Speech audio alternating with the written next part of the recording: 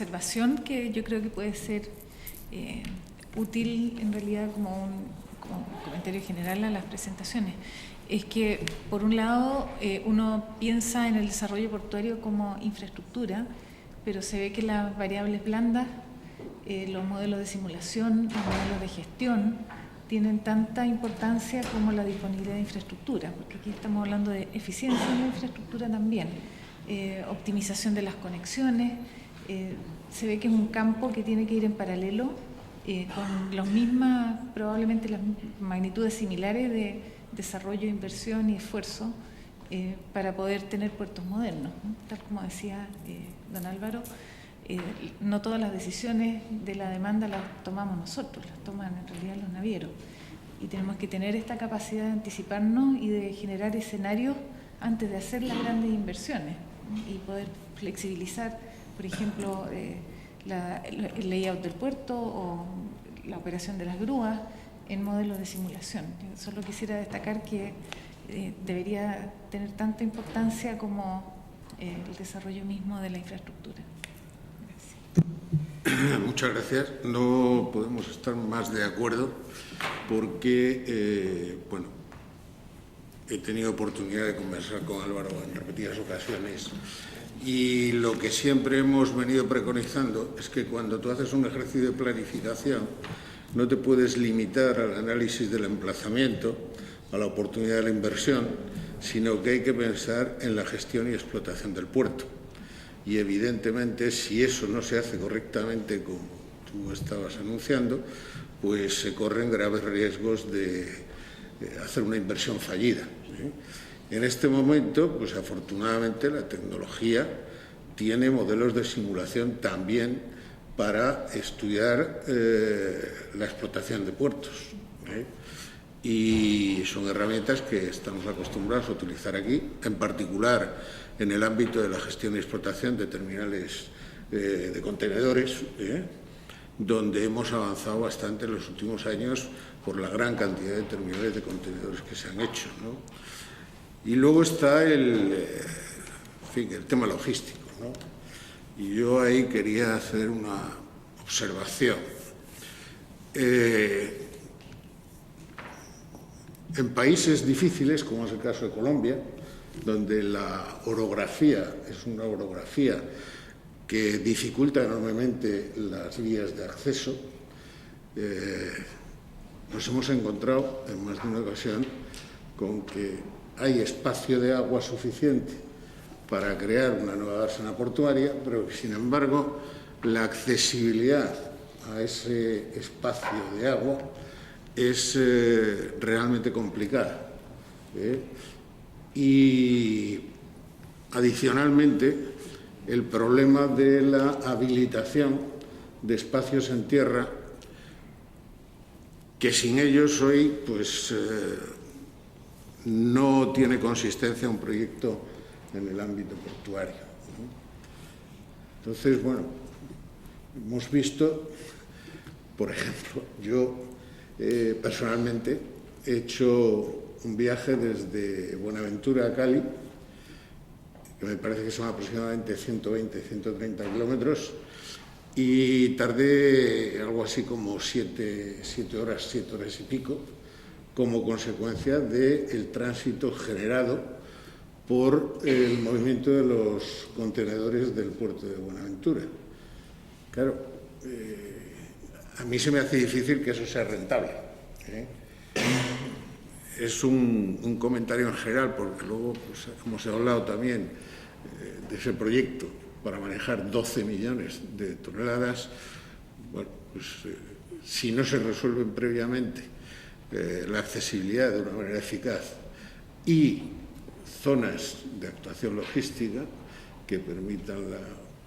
operación del sistema de transporte, pues igualmente me parece que va a ser muy complicado encontrar inversores que puedan estar interesados en llevar a cabo ese tipo de operaciones, ¿no? El tema de Buenaventura en Colombia es supremamente importante porque es nuestro acceso al Asia Por lo tanto, hemos puesto especial énfasis en precisamente ese tema que usted dice, que es la accesibilidad. Y ya está en curso una doble calzada de Cali a Buenaventura, que era algo que efectivamente se había hablado mucho tiempo, pero que nunca había sido esa realidad. Ya está no solamente adjudicado, sino ya está en construcción las partes pues, que se necesitaban, con unos túneles y demás obras de infraestructura, al igual que la reactivación del tren, que es el tren del Pacífico, un tren que históricamente pues estaba pero no funcionaba. El año pasado, con el presidente de la República, logramos inaugurar esa operación, esa reactivación del tren, que es supremamente importante. Y además es de destacar que no solamente hay una alta consejería para Buenaventura dedicado a mirar cómo se desarrolla este municipio, que hoy en día es distrito, inclusive legalmente se le da una connotación de mayor importancia, para tener el primer centro logístico a las afueras de Buenaventura, que hace parte de nuestro Plan Nacional de Desarrollo, de terminar con 6. El primero es Buenaventura, y ya hay un adelanto importante, porque sí es fundamental sacarlo del distrito,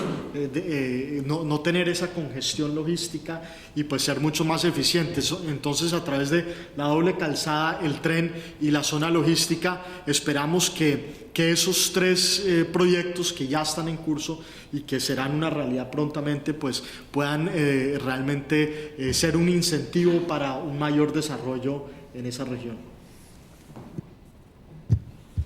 Una cuestión también conceptual, que quizá a lo mejor es importante de cara a establecer, digamos, una estrategia de desarrollo, tanto portuaria como de las terminales, o por lo menos a permitir dimensionar bien el layout de todos los elementos que conforman un puerto. Nosotros tradicionalmente los puertos hemos estado abocados al mar, hemos estado muy volcados a tener como cliente principal los navieros, el operador de transporte marítimo, y nuestro, digamos, desarrollo en general pues ha ido marcando como prevalencia, como prioridad, atender las necesidades de ese operador de transporte marítimo. Con el paso del tiempo, y digamos en prácticamente todos los países compartimos ya una definición de un puerto un poquito de mayor calado, que significa identificar al cliente no solamente como un operador de transporte marítimo, sino como un operador de transporte multimodal, de manera que nosotros somos un eslabón clave en la conformación de una cadena de transporte puerta a puerta. Y desde esa perspectiva, que digamos que es una función intermodal, sería como la optimización de la función primigenia de un puerto, de los puertos de primera generación, ahí tenemos un papel todavía que desarrollar muy importante, volcando la atención a los modos de transporte terrestre, fundamentalmente, por ejemplo, aparte de la carretera, que siempre tiene que estar ahí, hay mucha dispersión de tráfico que necesariamente ha de ser atendida por la carretera. Tenemos 2 modos de transporte muy importantes, que son el ferrocarril y, allá donde haya una cuenca hidrográfica capaz, las vías navegables. Entonces, ahí tenemos un trabajo que hacer muy importante, articulación de cadena de transporte. Y probablemente el dimensionamiento óptimo que hacemos, por ejemplo, para garantizar una fiabilidad ante el barco, es distinto al dimensionamiento óptimo que haríamos si se trata de optimizar una relación, o la máxima relación calidad-coste, ante lo que es un cliente ya de transporte. Es decir, alguien que lo que quiere es que pase la mercancía lo más fluida posible por un puerto y al menor coste posible. Pero es que junto a eso nos emerge también un tipo de cliente muy importante en todos los segmentos de tráfico, no solamente en el contenedor, que es donde digamos, hay más madurez en ese ámbito, que es, digamos, el operador logístico. El operador logístico no quiere necesariamente que el flujo de carga pase lo más rápidamente por un puerto al menor coste. Quiere un espacio donde hacer una actividad sobre esa carga. Entonces, ese espacio, los puertos, digamos que somos un eslabón clave para atender esa necesidad de espacio y de provisión de servicios de valor añadido sobre la mercancía, valor agregado. Por ejemplo, típica cadena deep sea, ¿no?, de un contenedor que viene de Asia y va, pues, por ejemplo, a América Latina o va a Europa a ser distribuido a un mercado final. Evidentemente, en Asia lo que hay es economía de escala ahora mismo, en cuanto a lo que es la fabricación en cadena de una unidad, la misma unidad, y esto digamos que es una tecnología del siglo XX. Sin embargo, hay una tecnología del siglo XXI que está posicionando a las multinacionales que están ganando la batalla, en general, en toda la mercancía general, que es ser capaz de hacer rotar una mercancía totalmente personalizada a un mercado final. Eso se hace en unos espacios muy determinados en los cuales seamos capaces de desconsolidar el contenedor, sacar la carga, personalizar el producto, etiquetarlo, venderlo y colocarlo, pues a lo mejor en menos de 24 horas en un radio de acción de 400-500 kilómetros. Si queremos atender en los puertos a ese tipo de nuevo segmento de demanda, que son los operadores logísticos, que están todos escindidos de las grandes multinacionales, fabricantes y distribuidoras a nivel internacional de todo tipo de productos, entonces nuestro layout puede incluso cambiar radicalmente, porque ya no estamos hablando solamente de articular una cadena de transporte, una terminal, con su capacidad de cara al mar, con su capacidad de cara a tierra, con el haz de vías en la base de las terminales, relacionada con la operativa ferroviaria, sino que además necesitamos superficie para albergar unas naves muy determinadas, estándar o ad hoc para el operador logístico, en las cuales este tipo de cliente se instale allí y haga una actividad que nos va a generar mucho más empleo y, digamos, riqueza en lo que es el umland, el entorno próximo al puerto, de lo que nos puede generar el paso fluido de una mercancía a través del puerto. Entonces, si desde el principio, desde un plan estratégico hasta el final, hasta un layout, somos capaces de incorporar en esa comercialización final de nuestras instalaciones a este tipo de segmento de tráfico, que no es solamente la mercancía general, es mucho granel, hay muchísimo granel que se personaliza el clinker, se personaliza el agroalimentario, se personaliza cualquier tipo de producto, se personaliza el carbón, cualquier tipo digamos, de suministro a mercados finales se termina personalizando, y en vez de tener en el territorio distribuidos de forma un poquito aleatoria centros propios de una actividad muy concreta, micro, compartir servicios comunes en una especie de zona de actividad logística pegada al puerto es muy importante. Entonces, eso efectivamente es una labor que yo creo que es muy interesante de desarrollar conjuntamente, intercambiarnos las experiencias en ese ámbito. Quería añadir un comentario, soy José Manuel García de Proes, al comentario tremendamente interesante, yo creo que muy atinado, de doña Gloria Hatt, subsecretaria de Chile, en relación con la demanda que hacía de herramientas avanzadas de simulación. Precisamente yo creo que en el marco de estas jornadas vamos a tener ocasión, dado que visitamos Algeciras, de poder explicarla y explicar a todos aquellos que estén interesados un estudio que empezó con mucha modestia hace ya algunos años, pretendiendo optimizar el uso de los servicios portuarios públicos, remolque, practicaje, amarre, etc. Empezó por ahí, mediante técnicas de simulación de Monte Carlo, pero la ambición y los resultados que se fueron obteniendo nos llevaron, de común acuerdo con la Autoridad Portuaria de la Bahía de Algeciras y nosotros mismos y la Universidad de Granada, que también participaba en el consorcio, en el grupo, a solicitar un proyecto de I+D+I, que fue otorgado y que finalmente ha concluido. Hace escasamente un mes presentábamos en las jornadas de Cartagena, España, los resultados de ese proyecto ya concluido, y es una herramienta que, mediante técnicas de simulación de Monte Carlo, de momento solamente se encarga de optimizar los servicios portuarios básicos, de optimizar los usos de las dársenas, de las zonas de maniobra, de los muelles, y todavía no ha dado el salto a la parte, vamos a decir, de conectividad logística tierra adentro. Pero estoy seguro de que tendremos ocasión en estos días y mañana en Algeciras de comentar con los responsables del trabajo en la Autoridad Portuaria y con nosotros de estos avances. O sea que ya hay materia para poderla tratar, doña Gloria. Sí, muchas gracias. En cualquier caso, quería hacer un breve comentario al tema este que apuntaba Álvaro, ¿no? A veces el operador logístico lo que pretende es disponer de un espacio gratuito o muy barato, y lo que redunda, y apunto el riesgo, en un entretenimiento exagerado de la mercancía en los puertos. Y eso supone un encarecimiento brutal en relación a los movimientos y flujos de dinero. Por ejemplo, pues si nosotros pensamos que un automóvil vale 15.000 euros, y tenemos 100.000 automóviles inmovilizados en un puerto durante una semana, pues simplemente multiplicando sabremos la inmovilización económica que se está produciendo. Entonces, mucho cuidado, porque lo que pretende el operador logístico en muchas ocasiones, como es obvio y natural, pues es disponer, como digo, de un espacio barato, y me he referido al automóvil porque es muy fácil hacer el número de precio unitario multiplicado por estancia y volumen, ¿no? Pero podríamos hablar exactamente igual de que a veces es muy interesante, por ejemplo, pues para el operador logístico que trafica con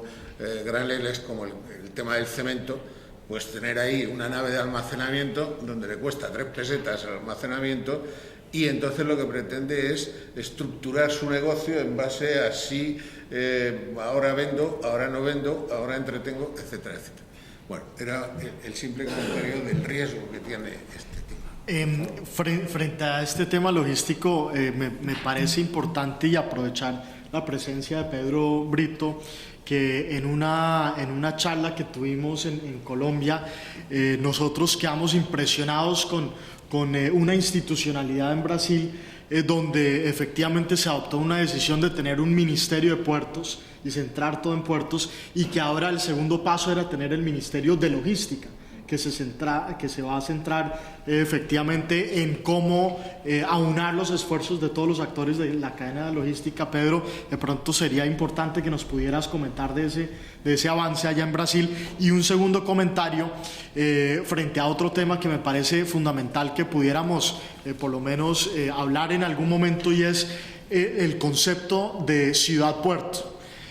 Nosotros, y yo a mis vigilados portuarios siempre les digo que las grandes ciudades del mundo se desarrollaron por el comercio portuario, y vemos pues que efectivamente se ve reflejado en la comunidad, se ve reflejado en el desarrollo y crecimiento de la ciudad. Hay unas que no, y en Colombia un ejemplo es Buenaventura. Uno va al hoy distrito de Buenaventura y pues uno ve que efectivamente uno de los puertos que más mueve en Colombia, que es ese puerto hacia el Asia, y no ve que se vea reflejado en una responsabilidad social en la comunidad. Y eso es algo que yo como gobierno he enfatizado en todos los escenarios, inclusive porque en Buenaventura hay un puerto, Tezehuén, que es de inversionistas españoles, y lo que yo siempre enfatizo es que más que mirar el tema, pues que es lógico, comercial y de los intereses comerciales, también hay que tener una responsabilidad muy grande frente a la comunidad donde se está haciendo este puerto,